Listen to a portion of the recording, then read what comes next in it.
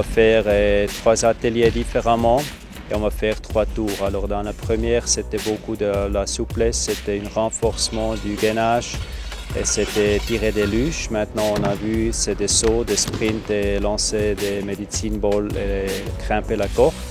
Et la troisième partie, c'est après dans les jeux. Comme ça, on va essayer de faire une simulation. On va faire plus ou moins la même chose qu'est-ce qui se passe sur la glace.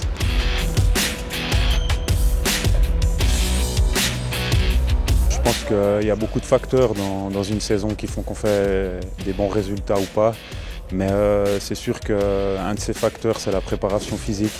Après, il y a des joueurs qui en tiennent plus compte que d'autres. Pour moi, ça a toujours été quelque chose d'important parce que j'avais peut-être pas le talent de certains. Mais je crois que maintenant, même avec du talent, on est obligé d'avoir une préparation.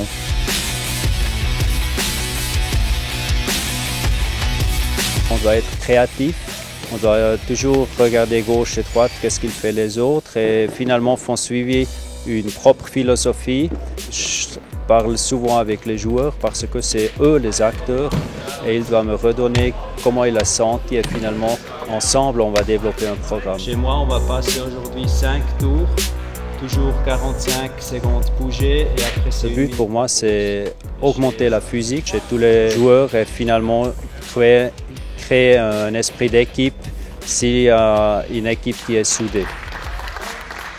On a dit on va confirmer qu'est-ce qu'on a fait la saison passée. On a eu un très bon départ et comme ça on a gardé à peu près 80% du programme qui est la même chose et on a initié 20% qui sont encore meilleurs vis-à-vis de la saison passée. Personnellement, la course, c'est pas ce que je préfère, donc il faut que je me fasse violence pour courir. Mais je crois que maintenant le hockey a beaucoup changé, il y a beaucoup plus de vitesse, d'agilité, donc les entraînements ont aussi beaucoup changé. Quand je regardais mes frères qui s'entraînaient à Lugano il y a 15-20 ans en arrière, c'était beaucoup de la force, on accentuait beaucoup sur la force.